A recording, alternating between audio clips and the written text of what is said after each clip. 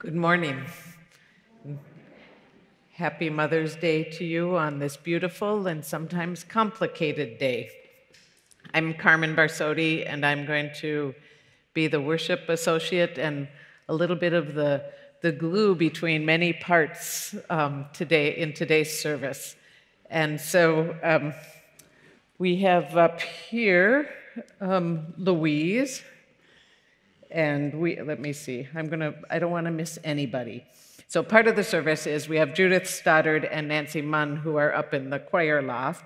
And then we have Louise and Kathleen and Dolores, who was the brainchild behind this service. So we thank Dolores for doing that.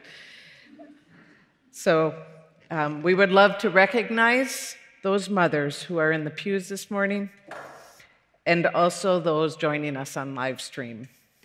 And being Unitarian Universalist and being human beings, we also want to draw the circle wider and acknowledge all the people who mother, who parent the world, who have been a nurturing force and a steady presence in the lives of many people, of children that were not part of their nuclear family. The world is held together and healed and made whole generation after generation by people who step in that role of mothering as wide as their arms and hearts can reach.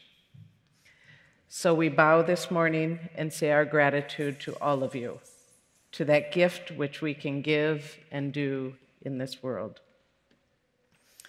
And on this Mother's Day, we thought it would be inspirational to hear about an extraordinary woman of the Middle Ages. An unusual choice, but we thought a fun one. The person we picked was an extraordinary thinker, writer, poet, and composer. Mother to the women in the convents she founded, Hildegard of Bingen also would nurture minds and spirits for generations to come.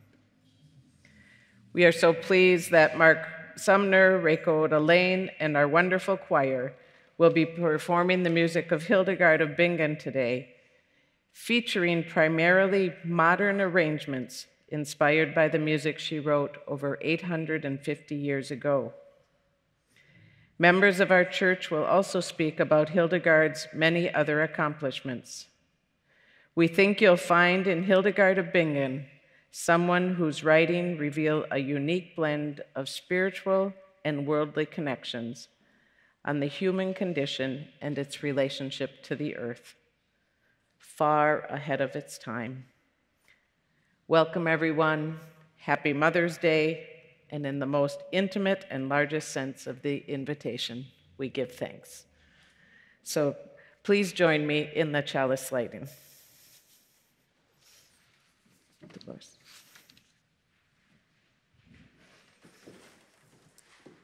Can be found in your order of service.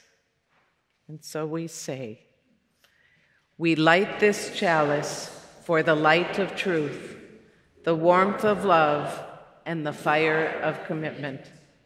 We light this symbol of our faith as we gather together. So please join in singing hymn number 27, I Am That Great and Fiery Force. I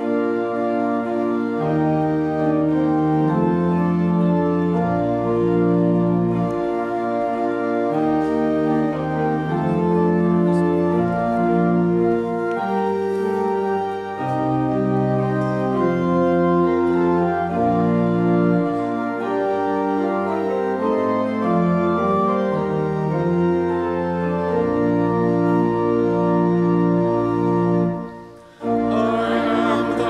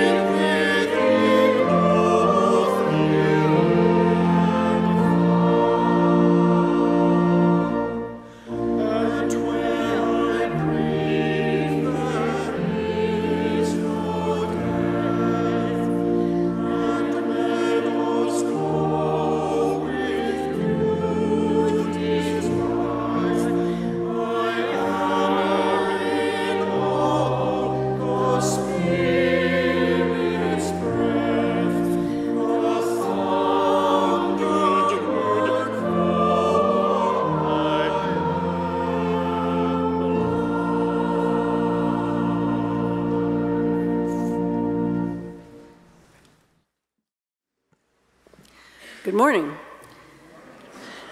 My name is Lucy Smith, and I'm a member of your Board of Trustees. I'll take this opportunity to remind you that members of the Society are invited to speak and give feedback at the beginning of board meetings, which are held on the third Tuesday of every month at 6:30 in the fireside room. Excuse me.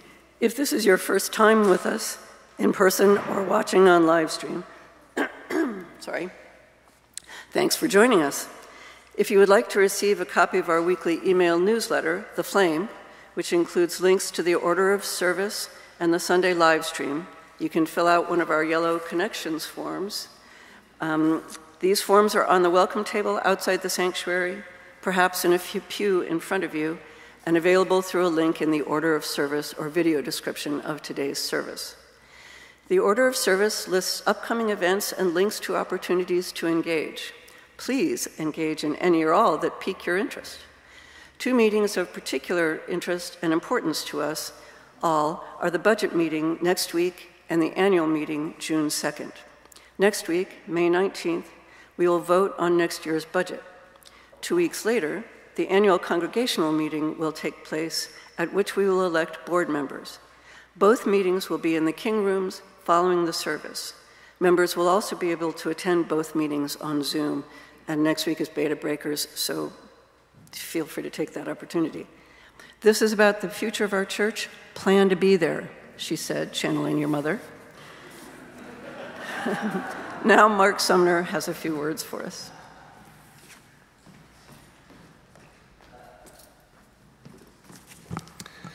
Good morning. Good morning. It's the little things you do together, that makes perfect community. And since Beta Breakers and the All Church Retreat weekends are coming up, I wanted to draw your attention to what I just discovered is an incomplete announcement in your order of service. June is indeed busting out all over with our concerted effort to nurture community through the arts, in particular, this new Star King Way performance series. You see here in small our new banner, but it exists in large out in the gallery today for the first of many times to come. I won't read to you what's already here in the order of service, but I'll give you this moment to do that and see that the QR code, which is here as well as on the banner, will always take you to more information about these and many things ahead. Amid the excitement of all these offerings, I failed to mention that a group of us is going to see the musical that in 1970 changed me for hopefully mostly good, Stephen Sondheim's Company, showing soon at the Orpheum Theater. So far, 37 of us are going as a group, Thursday night, June 13th. And there are good seats left for more. By now, you know where and how to find me. If this or any Squips event perks your interest, let us know. We would also love to see any and all of you at any or all of these events. I also want to welcome Yui Azawa Kambadi to the service today. She has the perfect voice for the music that we are sharing with you, and I'm thrilled she was able to join us.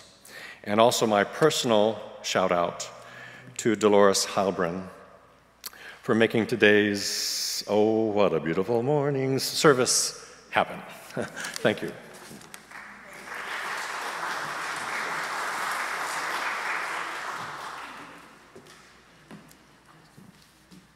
That's it for announcements today. And now let's take a moment to greet one another. If you're on live stream, please introduce yourself on the chat. If you need an icebreaker, ask someone about their favorite Mother's Day gift ever, given or received.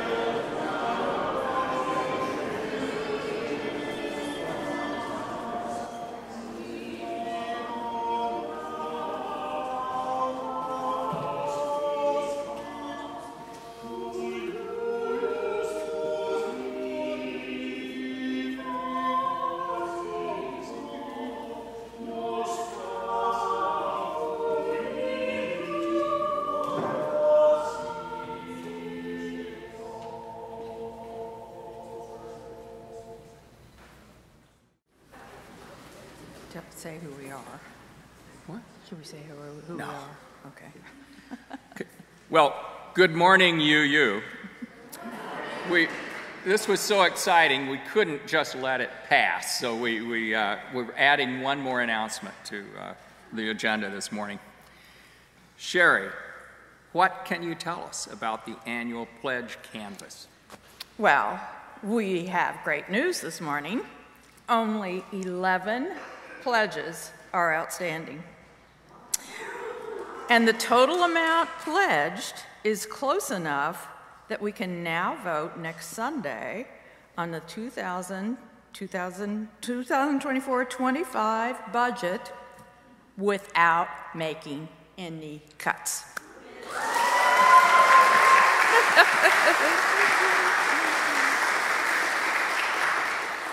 Wow, Sherry, you know what that means? Yes. Where's Mark? Next year's Big Music Sunday will be big.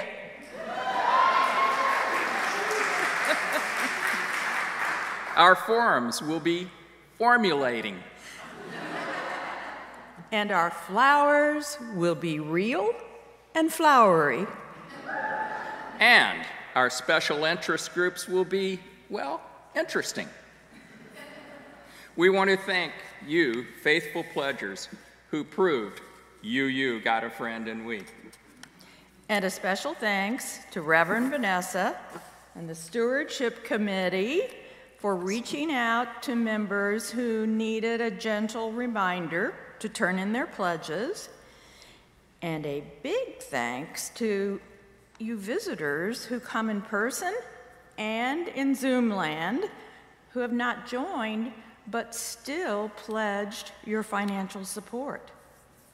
From the beginning of the campaign, we felt it would take absolutely everyone banding together to hit the full $750,000 goal.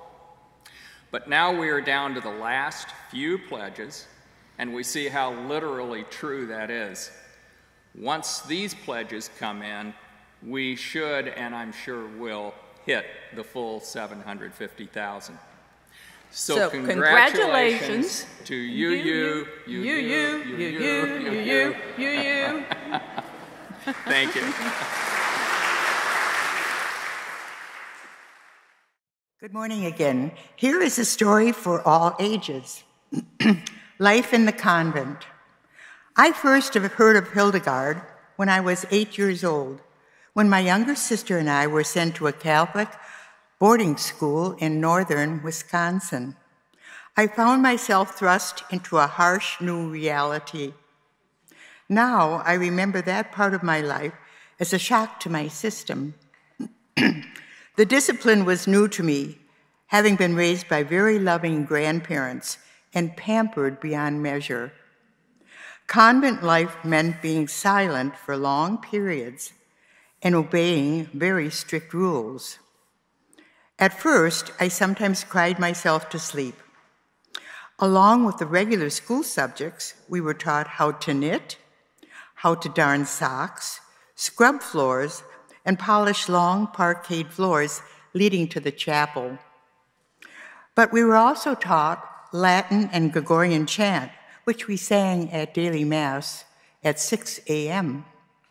Since both of my parents were accomplished musicians, I was very familiar with classical music, but this music was completely new to me. I became enchanted with the monophonic sounds of Hildegard's music. Monophonic means one unaccompanied melody line without harmony. The music was austere, simple but powerful, and yet to me it was magical. I listened for this music and I was swept away, and the sad feelings about my unhappy reality left. This experience was an important early life insight that music transported me into another world of warmth and hope. This new awareness invigorated me in ways I still cannot explain. Later, as an adult, I lived for 6 years in the Rhineland in Germany, near Bingen, as a matter of fact. and I learned more about Hildegard's life. Although I am an atheist, I have always been impressed by the life and the ideas of this deeply religious woman, especially regarding the beauty and power of nature and the role of humankind in preserving it. I hope you will enjoy the music and stories of this talented and inspiring woman, Hildegard of Bingen, whose life we celebrate today. Here are two pieces of music in their original monophony, so you get a taste of what I fell in love with and that helped me feel less sad all those many years ago.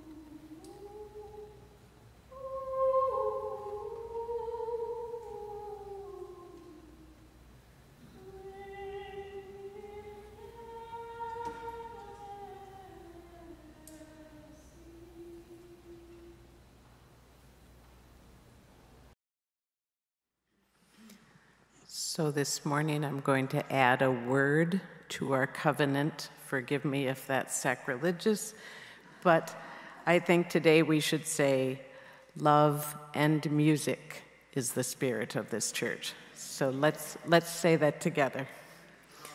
Love and spirit are the spirit of this church, and service is its prayer. This is our great covenant, to dwell together in peace, to seek the truth in freedom, and to help one another.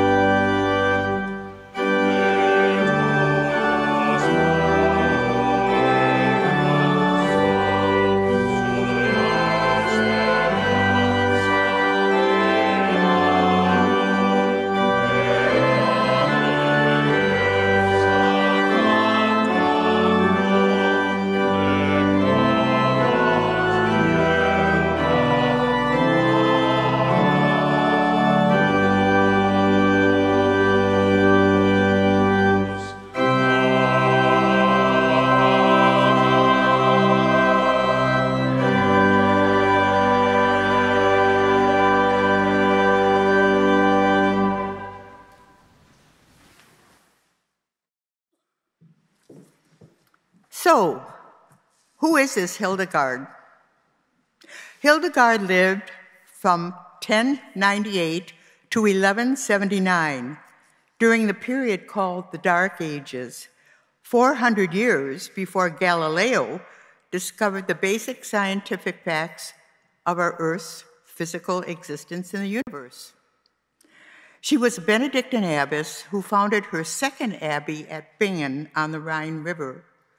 The nuns at her first convent in Disse-Bodenberg had elected her at the age of 39 to be their leader as Magistra, Mother Superior. She was an incredibly gifted woman, a polymath, meaning a person of great abilities who achieves excellence in several areas of knowledge.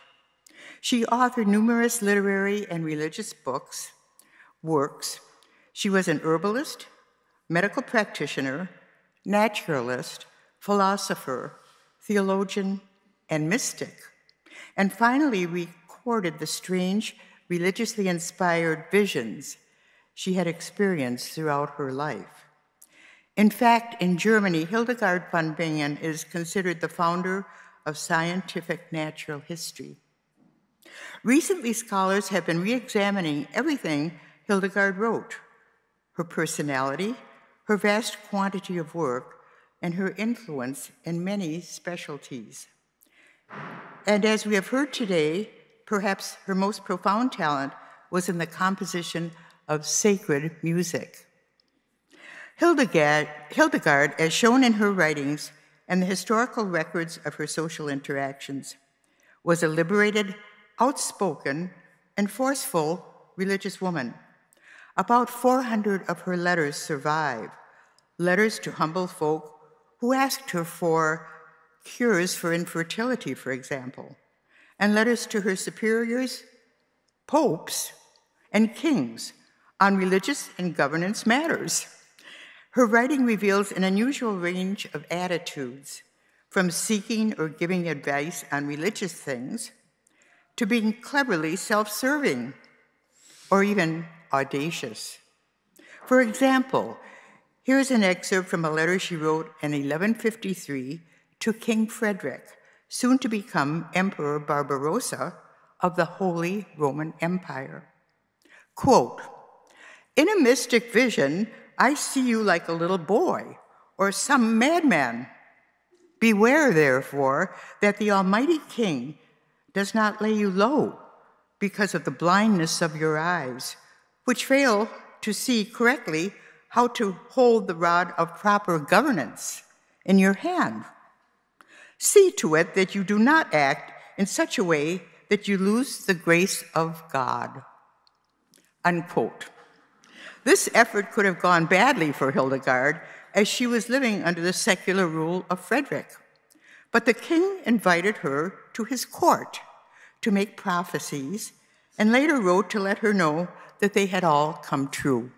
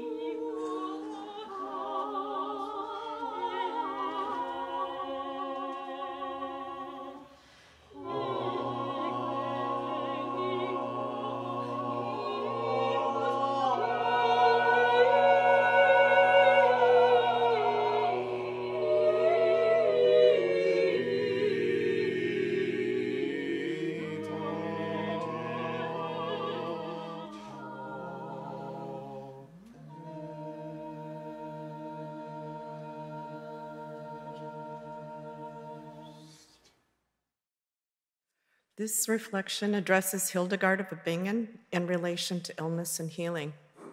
Hildegard of Bingen medicine and the medicine of her time was practiced within a monastic community, and her reputation for her expertise in medicine was established not in her lifetime, but after her death. It was documented that she was familiar with scientific and medical theory as well as secular healing practices. Hildegard's approach to disease treatment was with a blend of practical wisdom, spiritual insight, and herbal remedies. Excuse me. She used herbs and plants extensively for healing.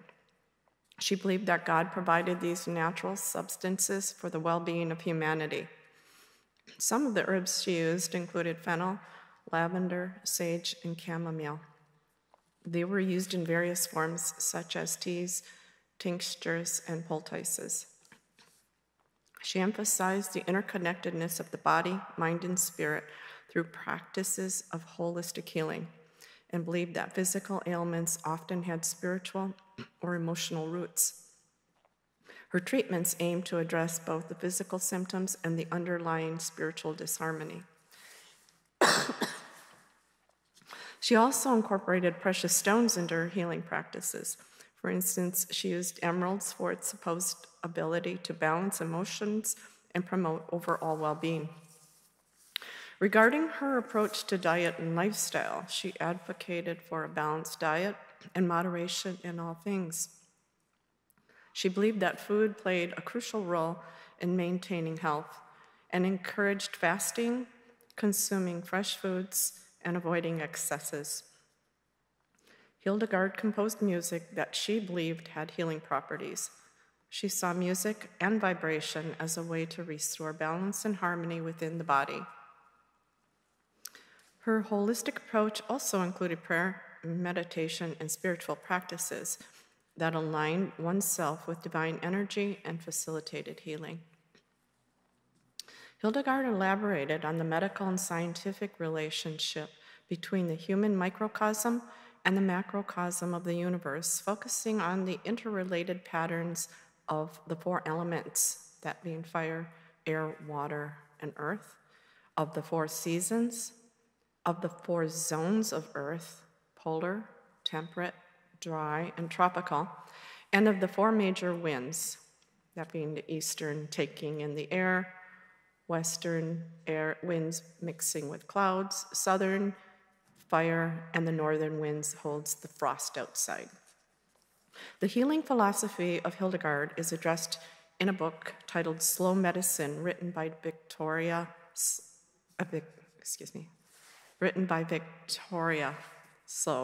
a geriatrician who worked at Laguna Honda Hospital while completing her master's and her PhD work on Hildegard of Bingen medicine and philosophy. She opened the Eco Medicine Project at Laguna Honda on a long-term care unit, embracing Hildegard's philosophy of the body as a garden and the healing power of nature and the importance of healing through touch versus the flawed American healthcare approach with its algorithms, requirements, regulations, and mandates. She wrote about this in a book titled God's Hotel, which we have in the book corner here in the King Room. Followers and students of Hildegard have stated, technologies are not the enemy. We can use them while incorporating simple, natural practices derived from ancient techniques and natural substances without demonizing modern medicine or romanticizing past practices. So it's a little treat. I put on the table in the back a recipe by Hildegard for antidepressant cookies.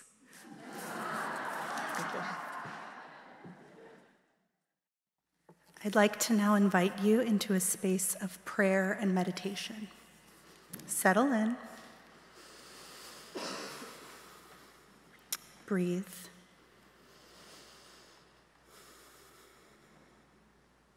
Hildegard von Bingen wrote many words, including words of prayer, that used a big, wide-open set of images of the God to whom she and we might speak. In that spirit of reaching out to the large, unknowable presence of the holy, we'd like to invite a communion between you who share the words of this prayer. Fire of the Spirit, life of the lives of creatures, spiral of sanctity, bond of all natures, glow of charity, lights of clarity, taste of sweetness to the fallen, be with us and hear us. Composer of all things, joy in the glory, strong honor, be with us and hear us.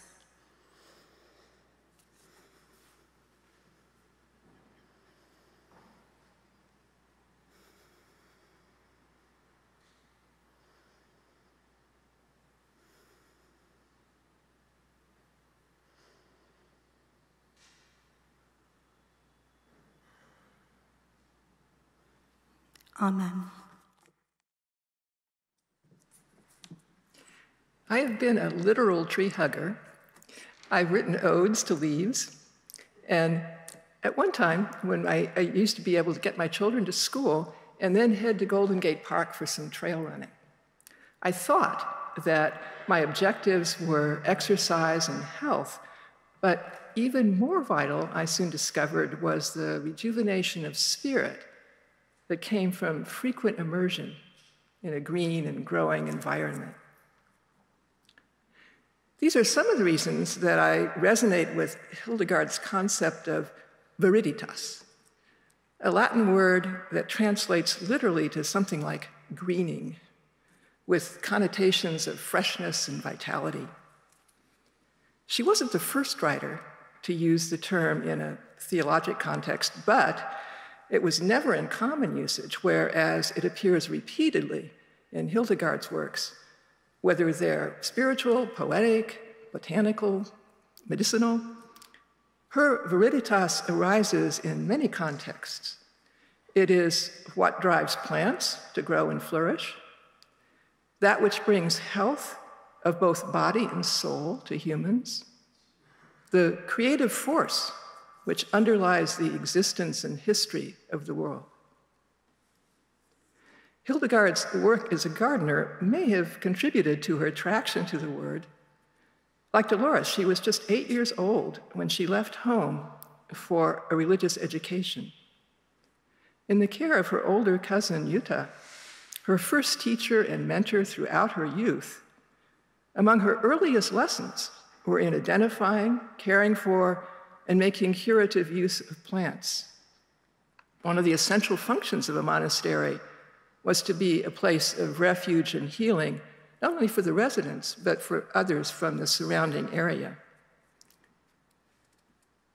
While Hildegard lived between stone walls, she nonetheless remained part of and inspired by the verdant world, by viriditas. And metaphor and imagery came naturally to her. Jutta was revered as a mystic, and so would Hildegard be once she dared reveal to others the visions she had experienced since earliest childhood. Strange and vivid scenes observed not, she explained, with her outer physical eyes, but with the eyes of her soul.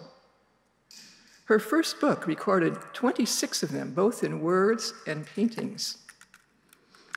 They were framed in a medieval Christian account of the human relationship to the divine, and some of the images you've seen are from that book. For me, Hildegard's use of viriditas can shimmer with a mystic ecstasy. It occurs again in the next song, and I hope this recent translation, as well as the music, may move you as well.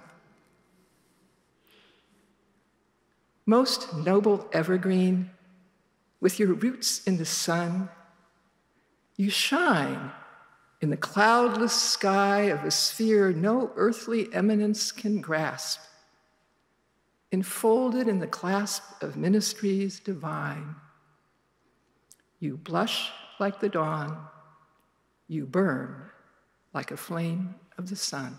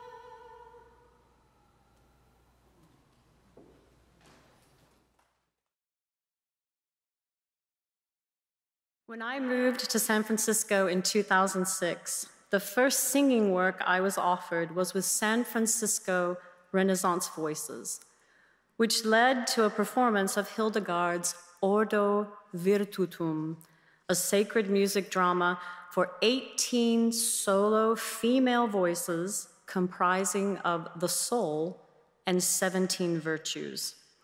The last solo role, the devil, is a male voice, but he is not allowed to sing.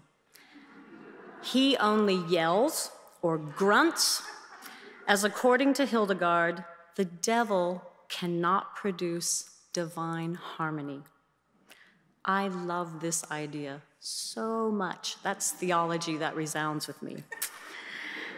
This was my first introduction to Hildegard's music and her life. Hildegard was never classically trained in composition. She was self-taught, although not in a way that many people would expect. Her whole life, Hildegard claimed to be both clairvoyant, able to see the future, and clairaudient, able to hear extraordinary voices, which spoke of the future. The music came to her in trances, and that is how she was able to compose without any formal training. In addition to Ordo Virtutum, Hildegard composed over 70 liturgical pieces, one of the largest repertoire among medieval composers. Initially hesitant to speak of the voices and music she heard, it is amazing to think that everything her legacy is built upon, her writings and music, were not written down until after receiving a vision to do so at the age of 42. Hildegard has since been referenced the patron saint of late bloomers. Thank you, Mark Sumner, for that little detail. Hildegard believed that music had a direct correlation with an enhanced spiritual state. Music was used as a way to enlighten, bring joy and positivity to the soul. It was a type of meditation which produced relaxation. The manner in which this was practiced highly resembles the way Buddhist meditation techniques are performed. Up until the end of his life in 2015, the neurologist Oliver Sacks was researching Hildegard's 12th century belief that music can bring a whole brain connection between the two hemispheres to heal and calm the body. Hildegard's music and words are extraordinary, and I know you've heard that word over and over today, but truly she is extraordinary for any composer in any time. But she inspires me because she was a woman living in a time when few composers, much less women, were given credit for their work. And yet, we know who she was today. That's amazing. Her life was devoted to service and her faith, and that is reflected in her music and words. The final verses of Ordu Virtutum ask the audience to bend their knees so that God may stretch out his hand to you. The final word, porigat, which means stretch out, is set to 39 notes, the longest melisma in the play. It is meant to illustrate the stretch of a divine hand toward humanity. And again, that's theology that I can get behind. So now is the time for the offering. The offering today goes to support the work of the United Nations Relief and Work Agency, which was established in 1949 by a UN General Assembly to help Palestinians who were displaced from their homes after the founding of Israel. Today, UNRWA employs 30,000 Palestinians to serve the humanitarian needs of refugees in the Gaza Strip, the West Bank, and other camps. For the past 6 months, because of continued airstrikes and total devastation in the Gaza Strip, over 34,000 people, including over 14,000 children, have been killed, and many are missing. The people now face mass starvation and the imminent risk of famine. The UNRWA USA calls for an immediate ceasefire to ensure the safety of civilians and unimpeded access to humanitarian resources. You can learn more about this on their webpage of unrwa.org. To make a donation on Vanco, using the donate button on our website or by scanning the QR code below it. Please select the line for either Sunday plate offering or special Sunday offerings. The designation is important to ensure your gift gets applied correctly. If you are sending a check, please mark into the memo today's date. So please be generous and enjoy the music as the offering is taken.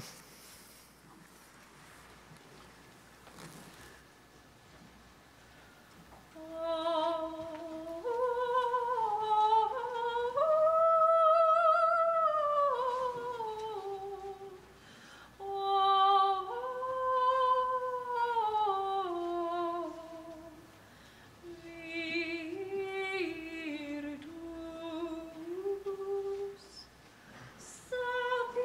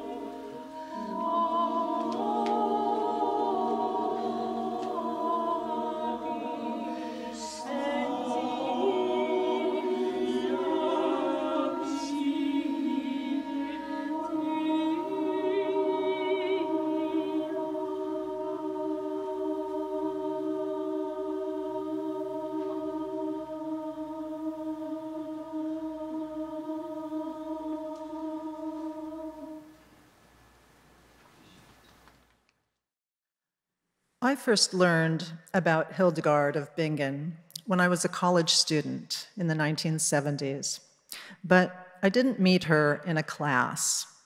Instead, I became acquainted with Hildegard as part of Judy Chicago's 1979 art installation, The Dinner Party, at the San Francisco Museum of Modern Art.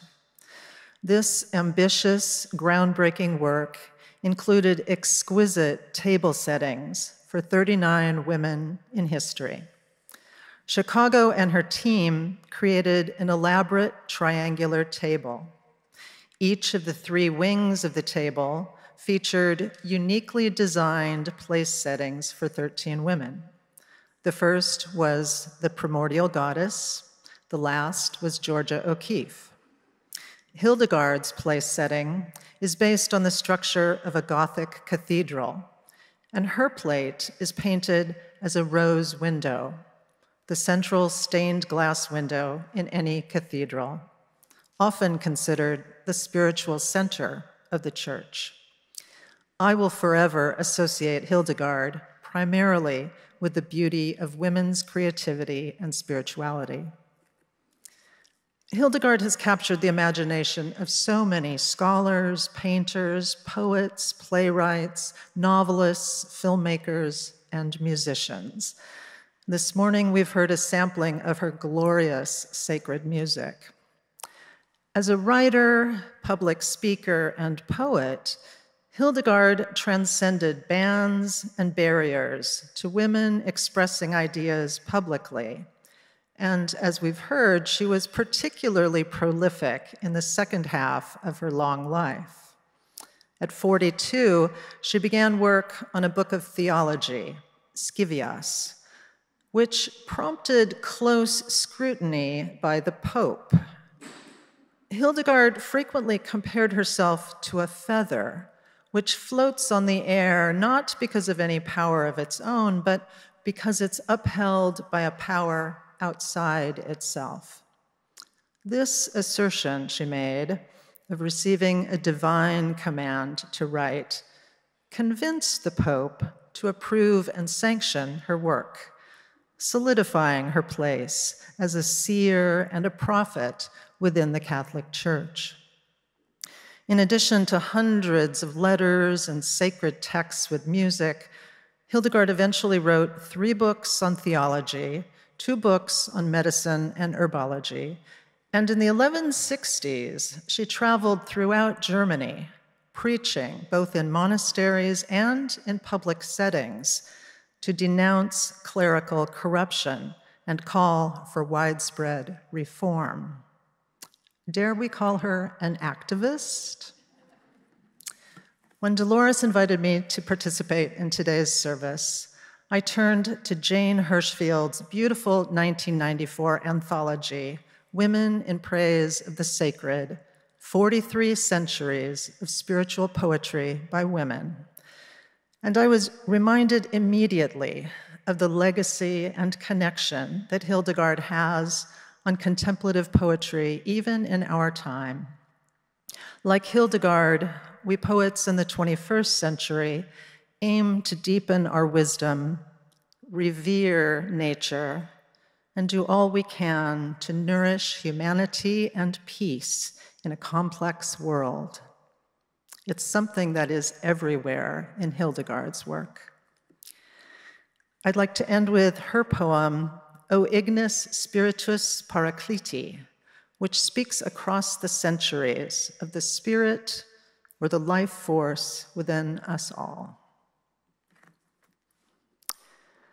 O fire of the spirit and defender, the life of every life created, holy are you, giving life to every form.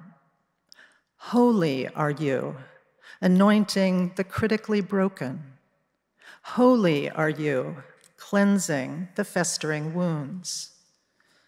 O breath of holiness, O fire of love, O taste so sweet within the breast that floods the heart with virtue's fragrant good.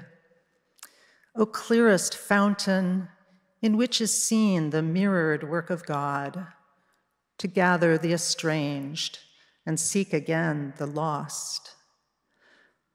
O mighty course that runs within and through the all, up in the heights, upon the earth, and in the every depth, you bind and gather all together. From you the clouds flow forth, the wind takes flight, the stones their moisture hold, the waters rivers spring, and earth viridity exudes. You are the teacher of the truly learned, whose joy you grant through wisdom's inspiration. And so may you be praised, who are the sound of praise, the joy of life, the hope and potent honor, and the giver of the gifts of light. Thank you, that was very moving. Here are some closing thoughts. I hope you enjoyed hearing about this extraordinary woman and all the ways she mothered the world, doing what mothers do, even in her unconventional role and ways, challenging, prodding, nurturing those around her, and trying to hold the world accountable for being better and wiser. And I especially hope we were reminded of our calling to bring our gifts to the world unapologetically, as Hildegard did, with aplomb and gutsiness at a time when it was quite difficult for a woman to do so. In conclusion, Hildegard, like us, lived in a perilous time of ongoing power struggles, often spilling into warfare, as we see every day. During her era, there were conflicts among secular rulers, between secular and religious authorities, between the European Crusaders and the Islamic forces which claimed much of the Middle East, and even within the church itself. Hers was a time of instability. So, therefore, it seems appropriate now to end our service with words that express her hopes and ours for our world. Dona nobis pacem, give us peace. We will sing it first in monophony and then layer it over and upon itself in a round. Mark will instruct us. Please rise in body and spirit as our singers lead us in hymn number 388.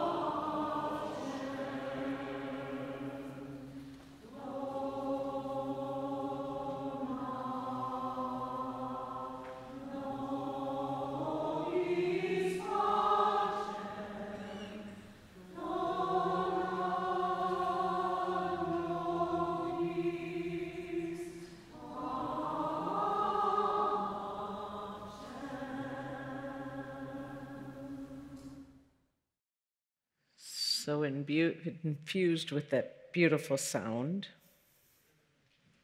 And on this expansive and cosmic Mother's Day, may we be infused with music and kindled with the fire of love and become a burning and shining light in this world. May we be aflame with the spirit of love and discipline and walk as a people of light.